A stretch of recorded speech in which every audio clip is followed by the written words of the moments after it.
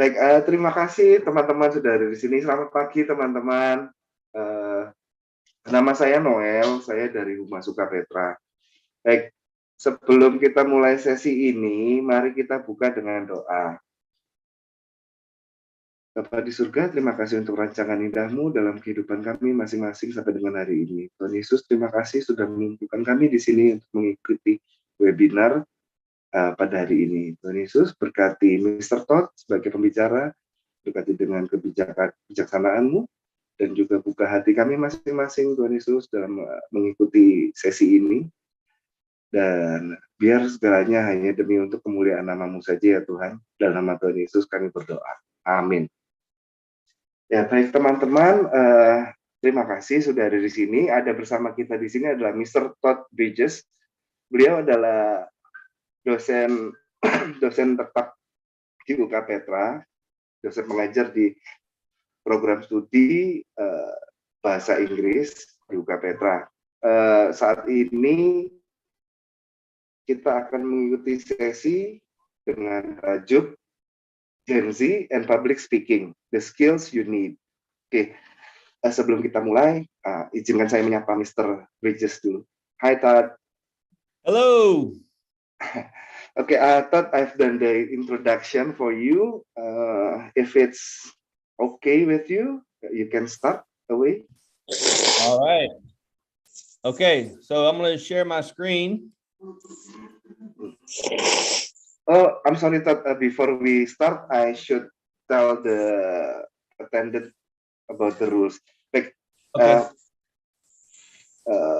Baik, teman-teman, ada peraturan yang akan kita ikuti saat ini. Peraturannya adalah untuk memudahkan komunikasi, peserta diharap merename namanya dengan format asal sekolah, nama, lalu kelas.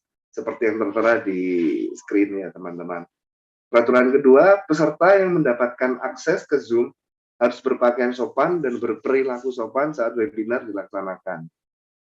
Peraturan ketiga, peserta sangat diharapkan untuk mematikan suara selama proses webinar berlangsung.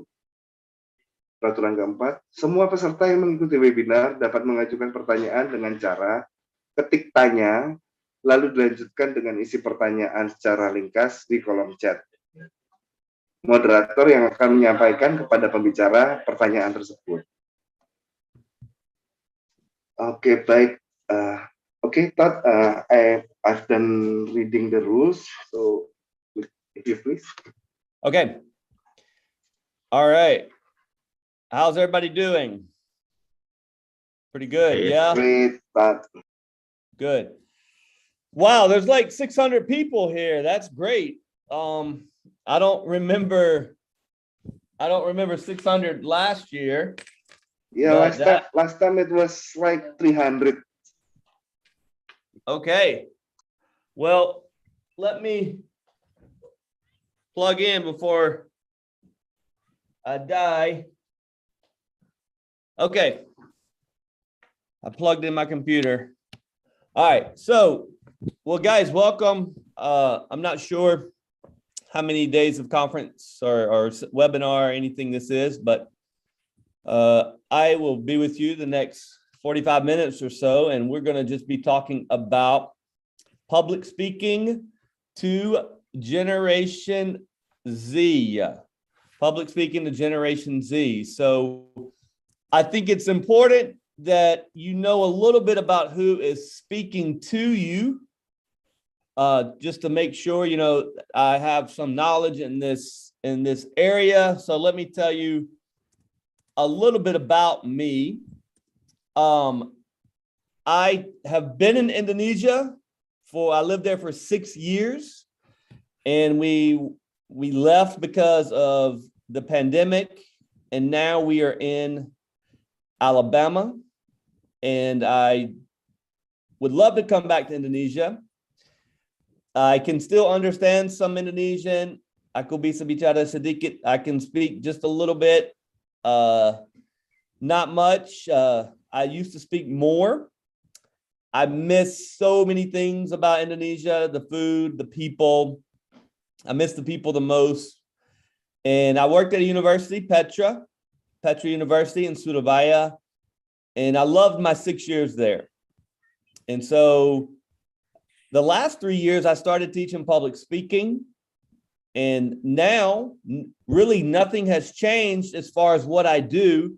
I'm at a university now called the University of Alabama. And this university has 55,000 students. And I teach in the English department.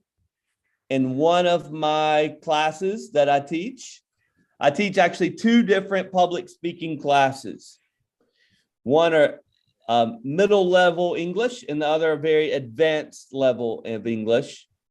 And so I've been doing public speaking for a long time. So that's a little bit about my background in public speaking. This is my family here. When I left Indonesia, I did not have these 2 little girls. Their names are Daniela and Joella. And I did not have those little girls. And this little boy down at the bottom, he was born in Indonesia. He says that he misses his land a lot. He wants to go back. But we did come home and we had twins. And so there they are. And I do have 7 children now. 7 children. So that's just a little bit about me. I've been teaching English for a long time. And now I've been teaching public speaking for about 6 or 7 years as well. And so let's begin, shall we? Okay. First thing, I like to be interactive. I hope that you're awake. I hope you have your coffee. I know a lot of you in high school, and so you probably haven't had your coffee. You don't drink it yet, but I do. And so what I would like for this time to be is interactive. Not really you giving answers because there's so many of you, but just, I'm not going to just speak and speak and speak.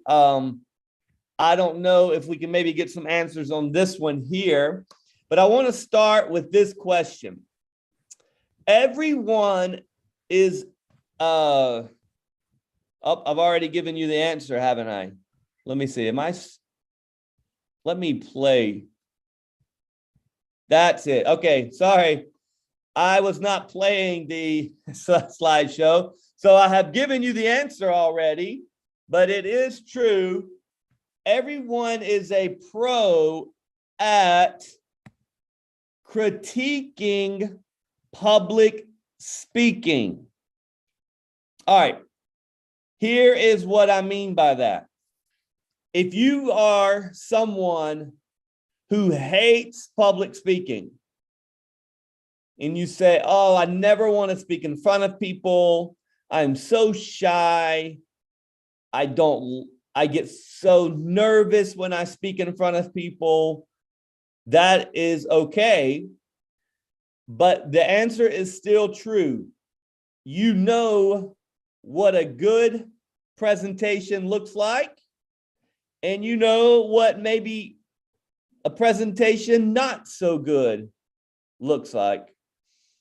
And everyone's a pro at it. Doesn't mean you're a pro at giving a presentation, but it does mean you're a pro at critiquing. Just think about this. Maybe your pastor or at a seminar or webinar or a teacher, a conference. And if they can capture your attention, if they can motivate you or, whatever their goal is, whether they speak 5 minutes or 20 minutes, at the end, like, oh yeah, they're really good. Okay. What does this mean?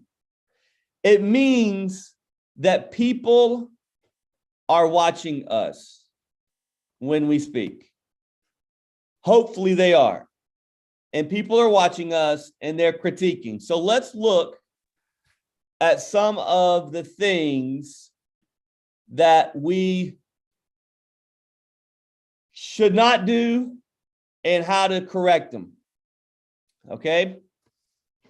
So number one, I put going on and on. What I mean by that is, have you ever heard a speaker that kind of just keeps talking and talking and talking, and you don't really know what they're talking about? They're not very clear. And so maybe you think, they've lost you and you don't even know where they're at. So going on and on, that's in the red. In the red is what we don't want to do.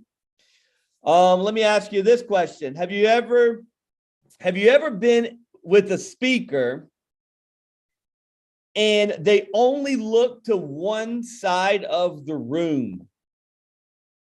This happens all the time. When I teach speaking and I give my students, a test in speaking, this happens all the time. They only look at me, or they look down at their shoes. Don't want to do that. Number 3, overloaded notes. Basically is when people come to give a presentation, if they have overloaded notes, that is not going to be a good thing, because with overloaded notes has the tendency to read, and no one likes to be read to. You want to have a presentation. All right, number 4, too many crowded slides. This is a good one here. Have you ever been at some type of a speaker and you can't read the PowerPoint because there's so many tiny words and they put like 500 words on a PowerPoint? Those are called overcrowded slides. What about this? Fidgeting. Fidgeting might not be a word you use all the time, but it's basically when you're nervous and people can see how nervous you are. Okay? And then the last one I saved for last as far as things not to do. This one's a big one, guys. It's called filler words. Now, I don't know if I have my chat.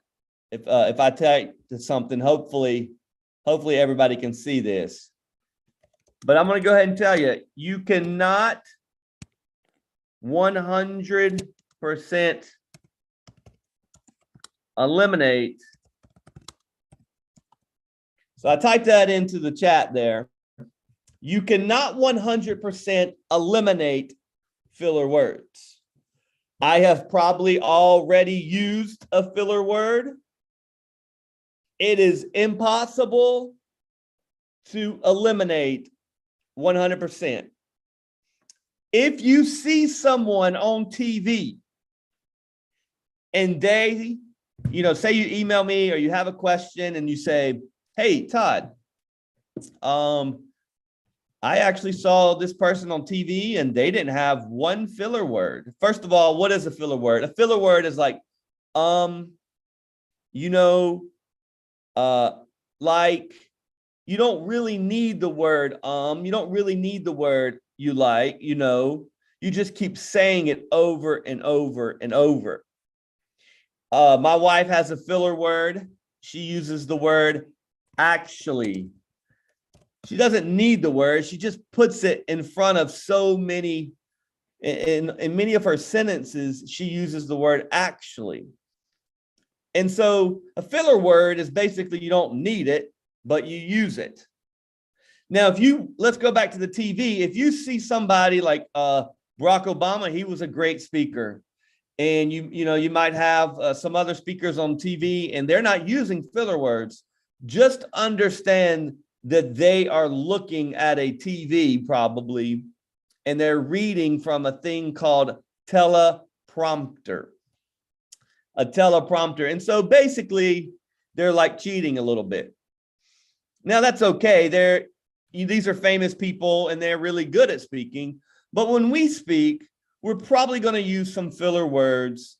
However, if we can reduce, this would be good. All right, so let's go on. Let's get some of the answers here. All right, going on and on. You want to be organized and concise in your notes. Okay. Awkward eye contact. You want to choose a group of people scattered throughout the room to focus on. Now, what that means is if you have a large group, if we were on campus right now and there were 700 people in the room, I'm going to look my left, my right, in the middle, in the front, in the back, and I'm going to scatter looking around the room. If your audience is only 10 people, try to make contact with everyone. They say if you have 7, you should try to make eye contact with every single person. But if you have 700, that is impossible. But if you scatter your eyes around the room, it will look like you are making eye contact with everyone. Overloaded notes. You want to simplify your notes, of course. Too many or overcrowded slides.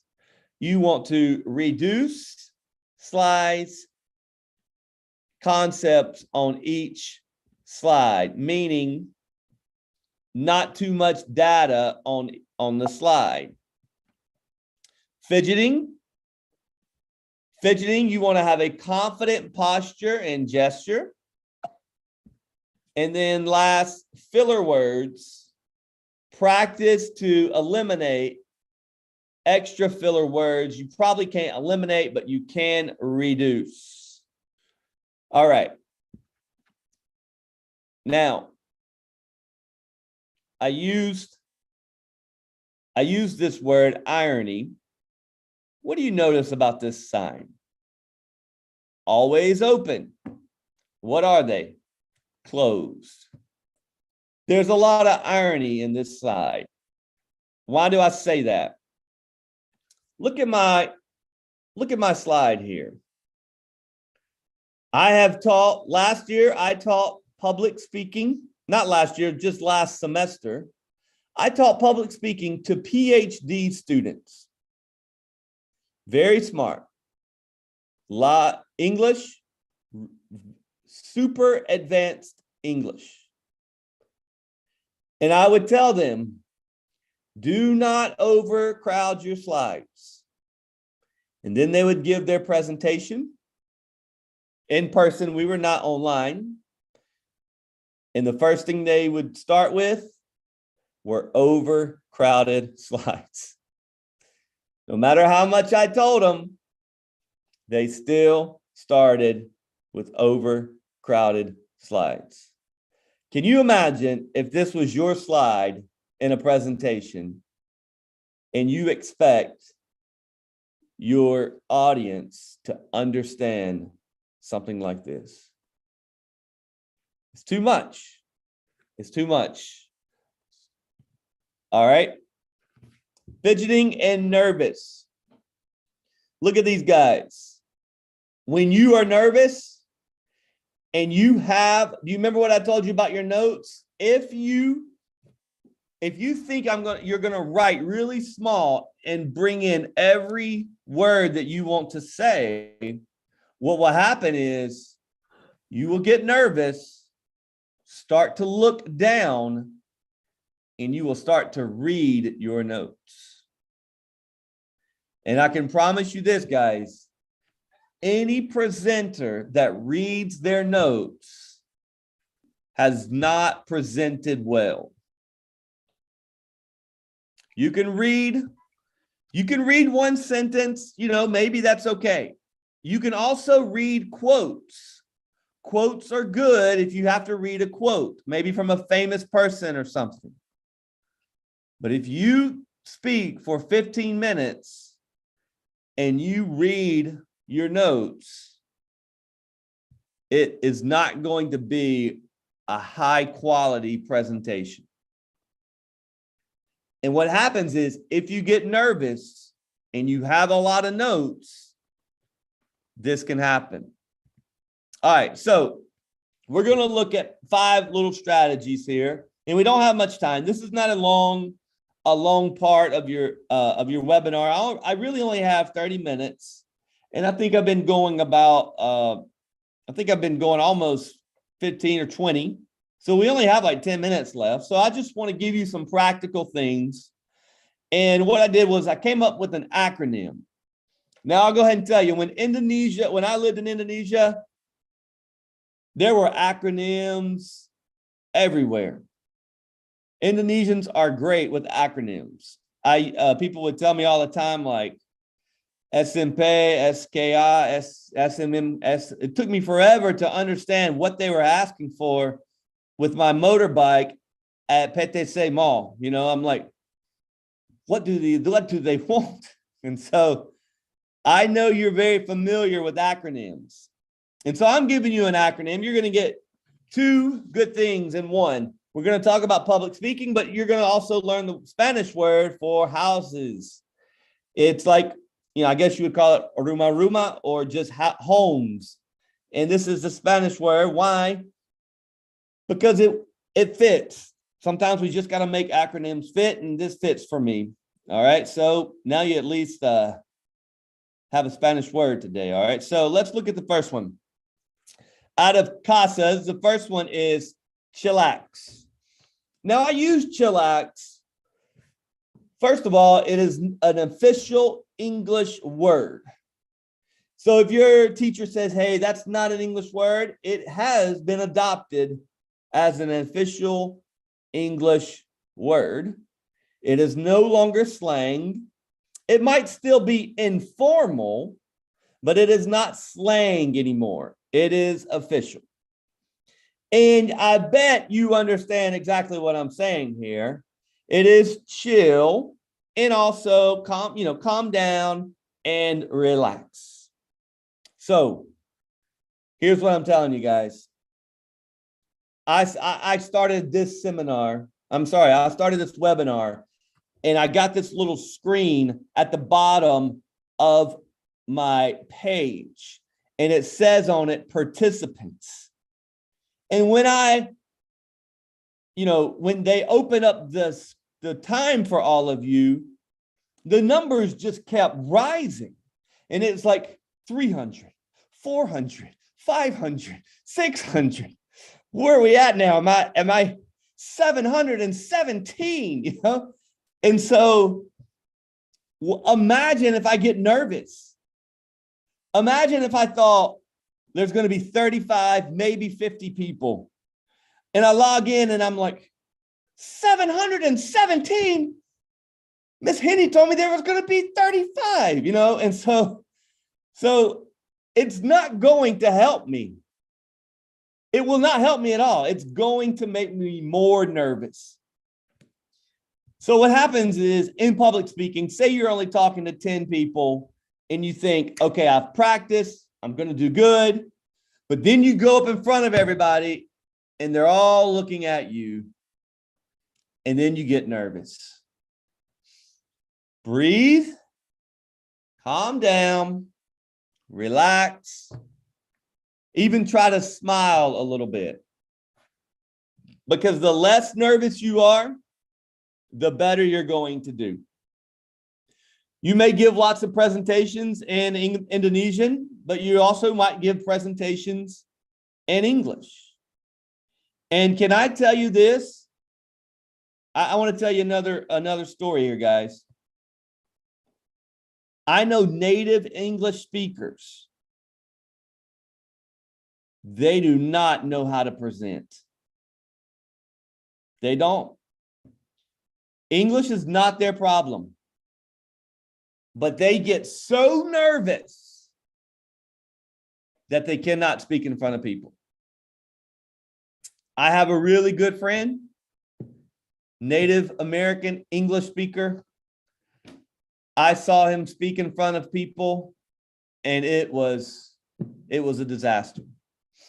You might as well calm down and relax. Okay, out of casas, the next A is authenticity. So guys, with Generation Z, now this webinar is specifically focused on Generation Z. With Generation Z, I want you to understand something. They are looking for authenticity. They want you to be honest. They want you to be open, transparent. Don't act like you have all the answers.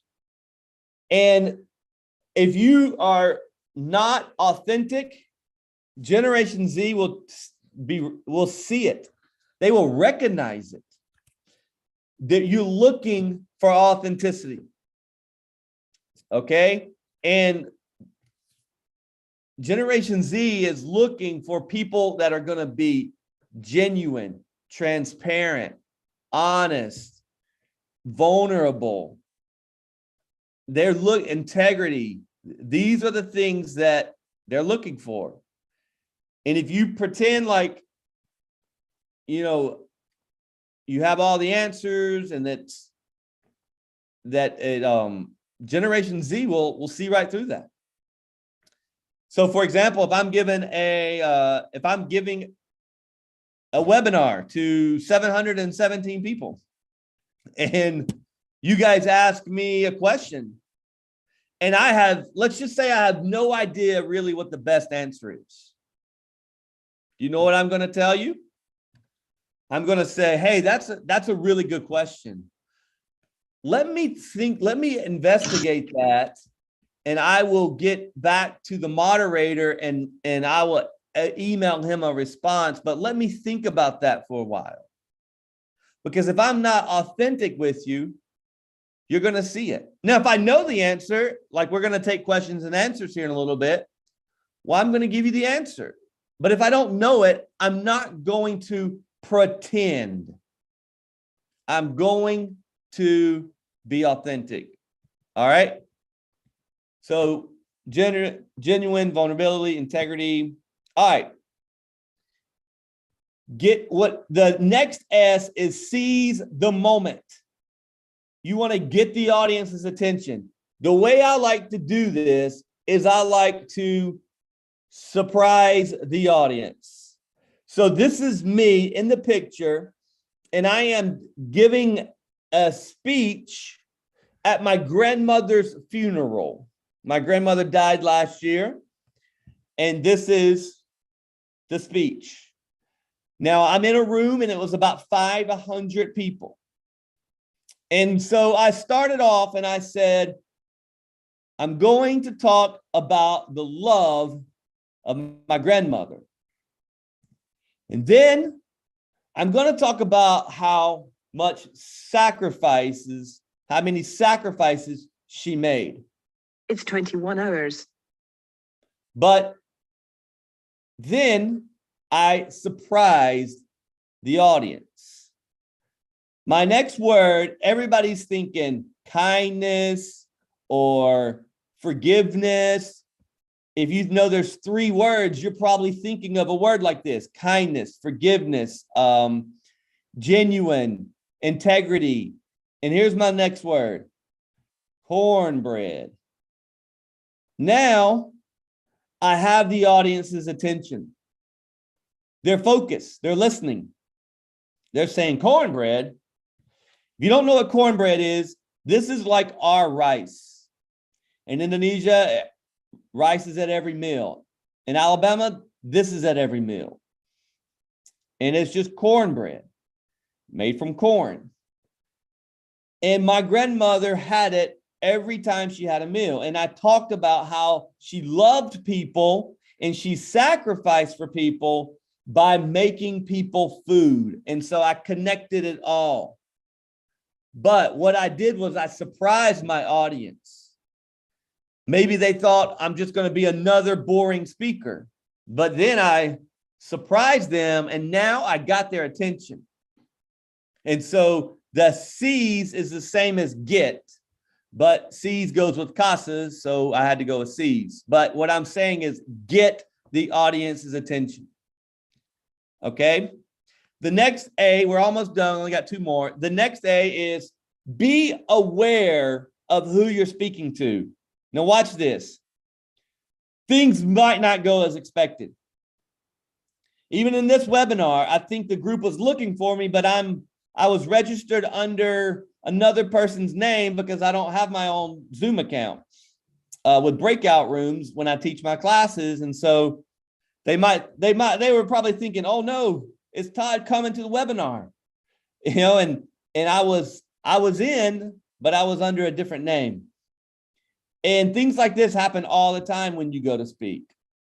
You have to just accept what happens and you have to move on. Situational awareness. Guys, what happens if you're at a webinar?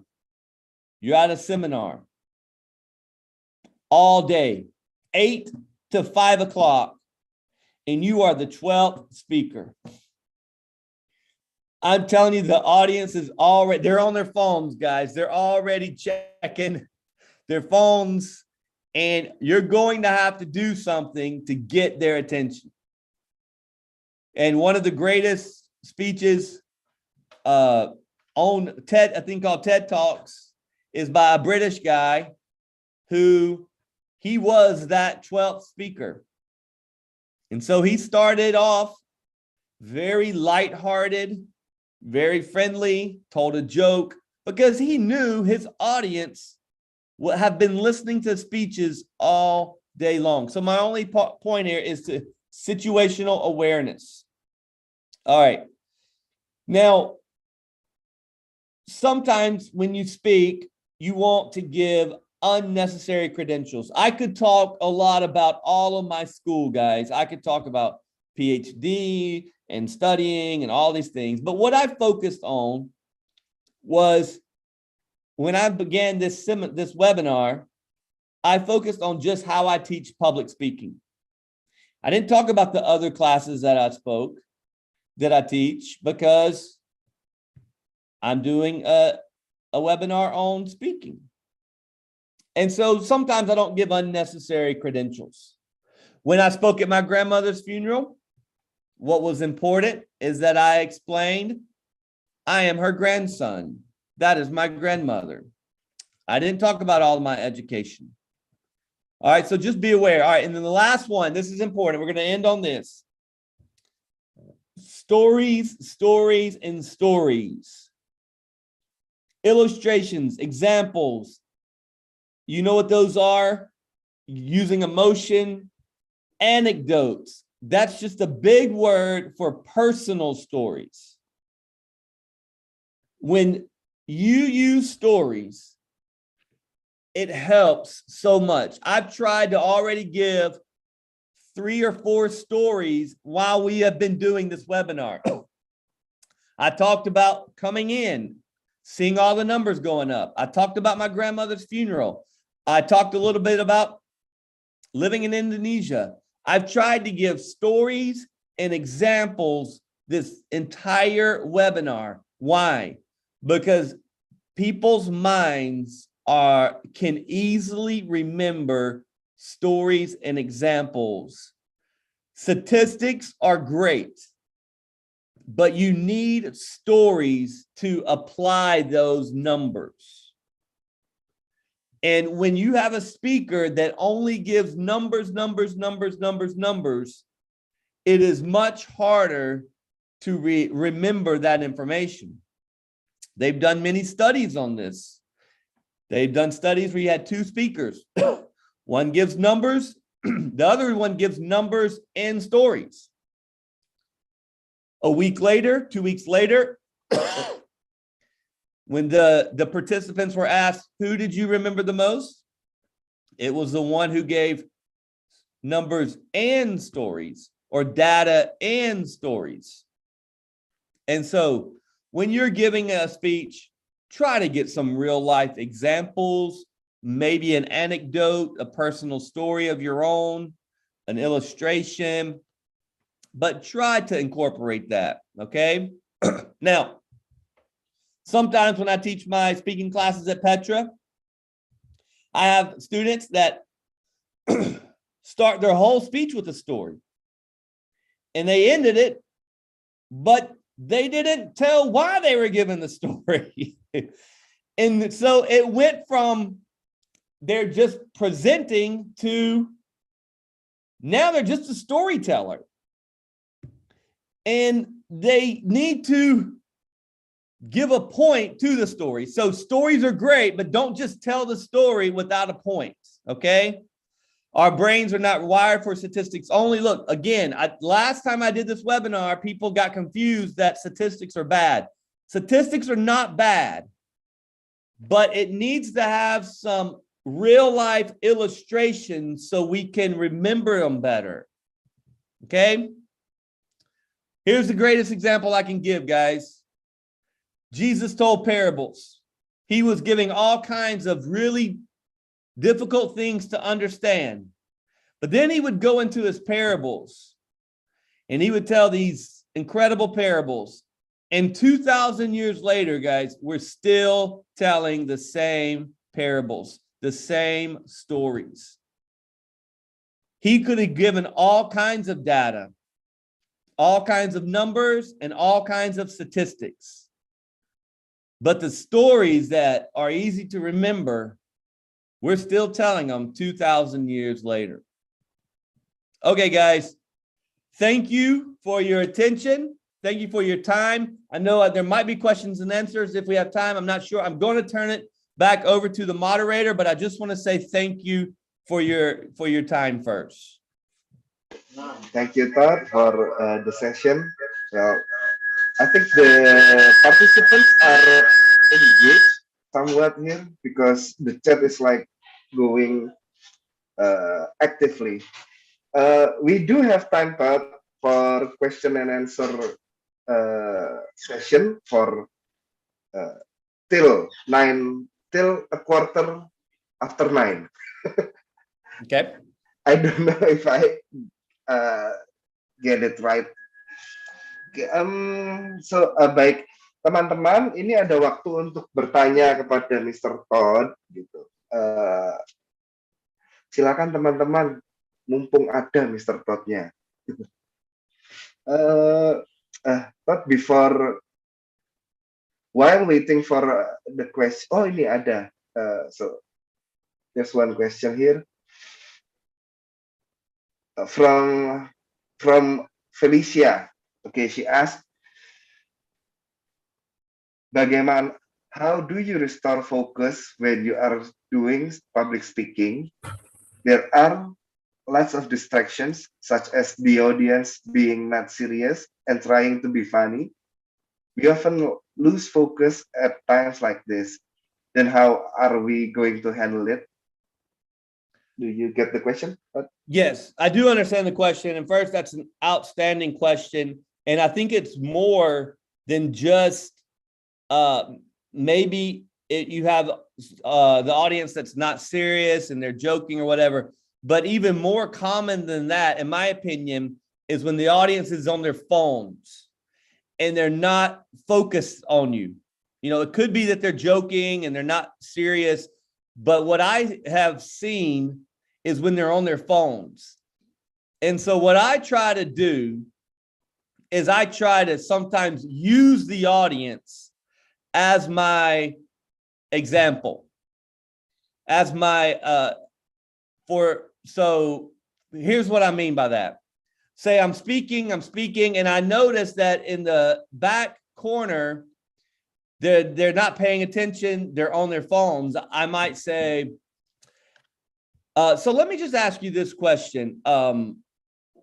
What do you think is an idea of what we've been talking about today? You know, in the back, I would love to hear from you guys back there. What do you guys think? And now they stop looking at their phones, and I'm not trying to embarrass them. I'm just trying to get the audience's attention.